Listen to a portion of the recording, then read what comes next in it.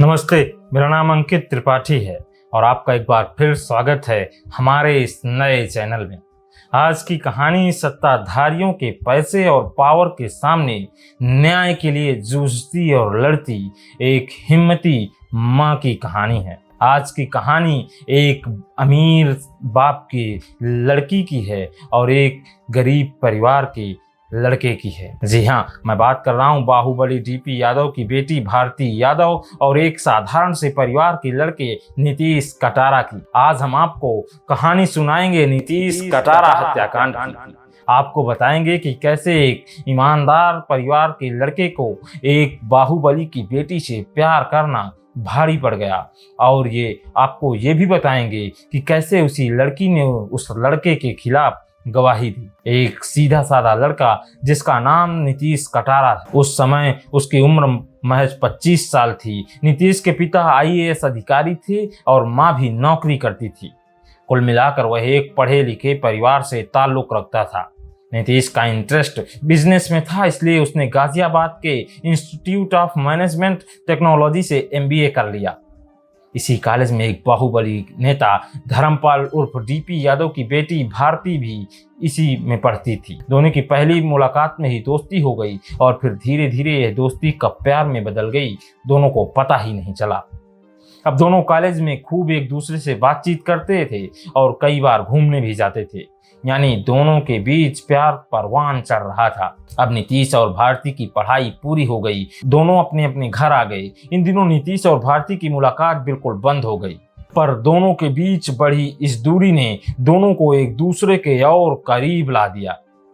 उन दिनों नीतीश के पिता की तबीयत सही नहीं रहती थी, इसलिए उसने दिल्ली के एक नौकरी ज्वाइन कर ली।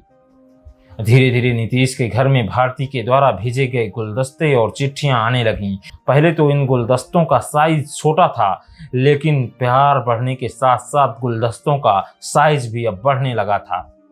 फिर साल 2001 के दिसंबर महीने में नीलम ने नीतीश से पूछ ही लिया कि ये गुलदस्ते कहाँ से आ रहे हैं। नीतीश ने पूरी बात अपनी माँ को बताई और कहा कि मम्मी, मैं शादी के बारे में नहीं सोच रहा, लेकिन भारती के पापा उसके लिए लड़का ढूंढ रहे हैं। क्या आपका आशीर्वाद हमारे साथ है?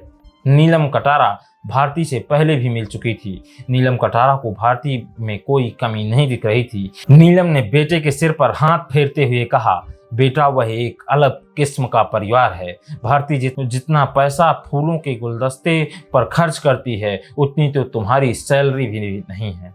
नीतीश ने अपने माँ को रोकते हुए कहा कि मम्मी, वो वैसी नहीं है, उसे हमारा परिवार पसंद है। उसके पापा उसके भाई बहनों को कभी भी एक साथ चाट खाने और खिलाने तक नहीं ले गए। इसके बाद नीलम ने कहा, जब तुम्हें पसंद है तो ठीक है, हम बात कर लेंगे। धीरे धीरे इन दोनों के प्यार के चर्चे अब शहर में होने लगे थे और डीपी यादव के परिवार के कुछ लोगों को भी भारती के प्यार के बारे में पता चल चुका था, लेकिन वह नहीं चाहते थे कि इन दोनों का रिश्ता आगे बढ़े। अब नीतीश को लगातार धमकियां मिल रही थीं, लेकिन नीतीश कभी नहीं डरा। उधर भारती यादव अपने पिता डीपी यादव से नीतीश और अपने बारे में बात तो करना चाहती थी, लेकिन उसे बात करने का मौका कभी भी नहीं मिला। उधर 16 फरवरी 2002 को गाजियाबाद में डीपी यादव के एक खास रिलेटिव के घर में शादी थी। डीपी यादव की तरफ से उनकी पत्नी उमलेश, बेटा विकास, भतीजा विशाल, बेटी भारती और उनकी बहन भावना यादव पहुंचे थे। नीतीश कटारा के परिवार को भी उस शादी का निमंत्रण मिला था, इसलिए वह भी अपने दोस्त के साथ एक टैक्सी में सवार होकर उस शादी में शामिल होने के लिए पहुंच गया। विकास और विशाल भारती के भाई हैं। शादी के दौरान विकास और विशाल ने देखा कि नीतीश भारती का हाथ पकड़े हुए डांस कर रहा है, फोटो खिंचवा रहा है। ये सब देखकर विकास और विशाल अंदर ही अंदर कुढ़े जा रहे थे। वीडियो में दिख रही ये फोटो उसी शादी समारोह की है, जिसमें दाएं साइड भारती यादव और बाएं साइड नीतीश कटारा खड़े हुए हैं। विकास, विशाल और सुखदेव पहलवान शादी से बाहर निकले और जमकर शराब पी और वहीं तय किया कि आज नीतीश कटारा को जिंदा नहीं छोड़ेंगे। शराब पीने के बाद ये तीनों दोबारा शादी में पहुंचे और नीतीश को अपने साथ चलने को कहा।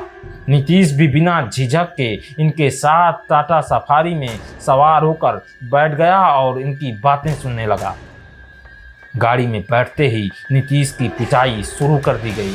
उसे गाजियाबाद से 80 किलोमीटर दूर बुलंदशहर के खुर्जा गांव ले जाया गया। तीनों लोग उसे हाईवे में उतार कर पुल के नीचे ले गए।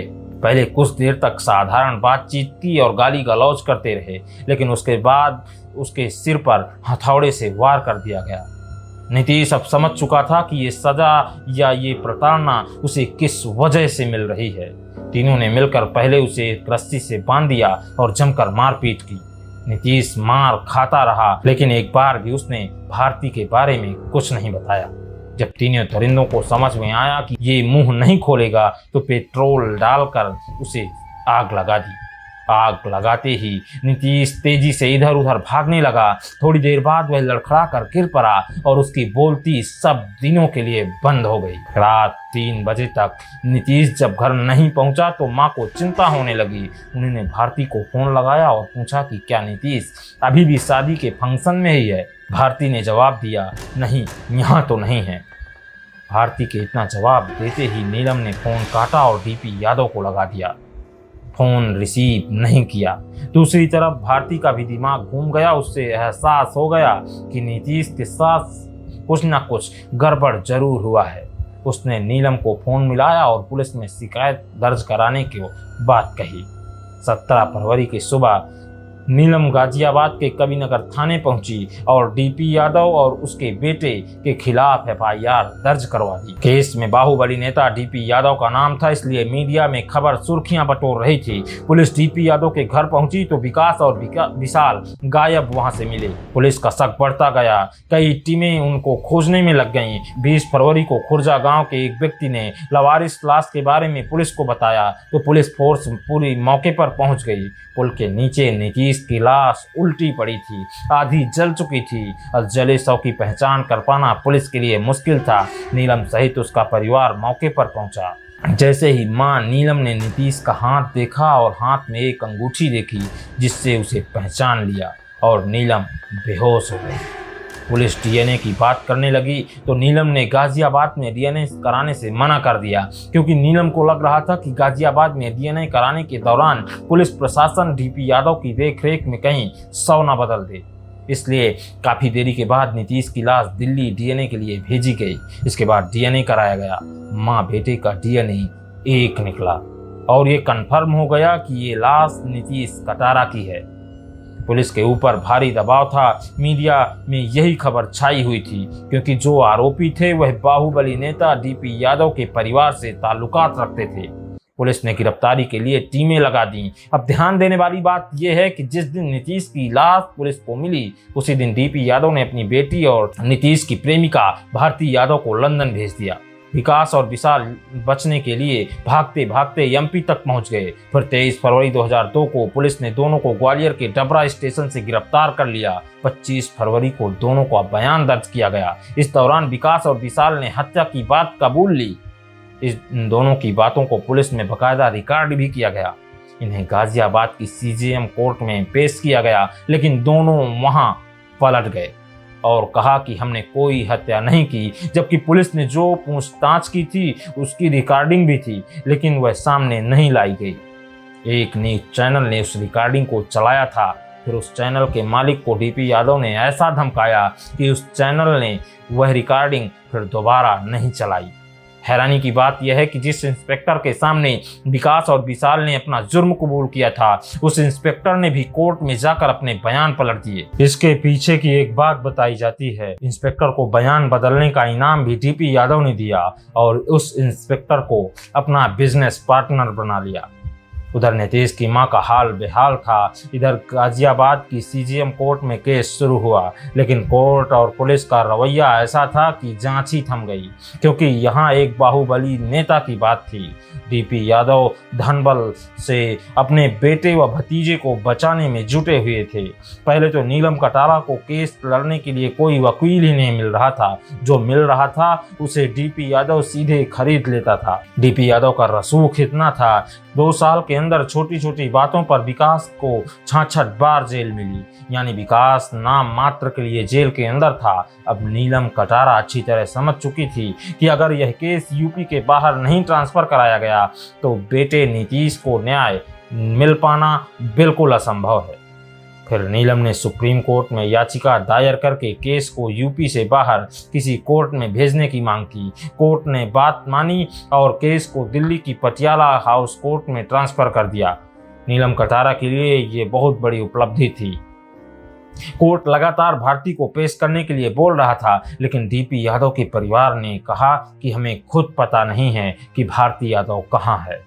भारती को लेकर जारी आनाकानी पर कोर्ट ने भारती के पेश न होने पर भारती का पासपोर्ट रद्द करने की बात कही। अगर ऐसा होता तो भारती को लंदन से गिरफ्तार करके कोर्ट में पेश करना पड़ता, लेकिन इसके पहले ही भारती कोर्ट में पेश हुई। साल 29 और 30 अप्रैल 2006 को भारती का बयान दर्ज हुआ। नीलम की मां को लग रहा था कि भारती नीतीश के पक्ष में बयान देगी, लेकिन भारती ने कोर्ट में जो बयान दिया वह चौंकाने वाला था।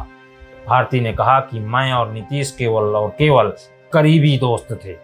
दूसरी तरफ नीलम को लगातार फोन पर केस वापस लेने की धमकियां मिलती रहीं।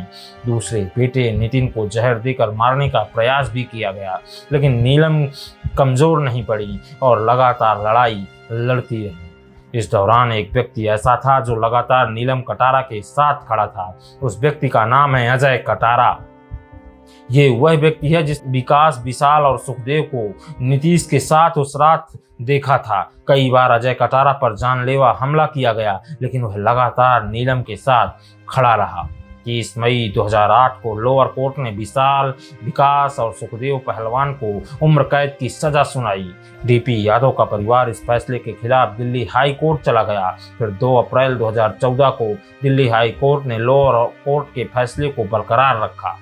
नीलम कटारा इस फैसले से खुश नहीं थी। वह चाहती थी कि फांसी हो, इसलिए सुप्रीम कोर्ट में याचिका दायर की। लोअर कोर्ट और दिल्ली हाई कोर्ट ने इसे ऑनर किलिंग माना था, लेकिन सुप्रीम कोर्ट ने इसे मानने से इनकार कर दिया और इस तरह से विकास और विशाल को 25-25 साल और सुखदेव को 20 साल की सजा सुनाई गई।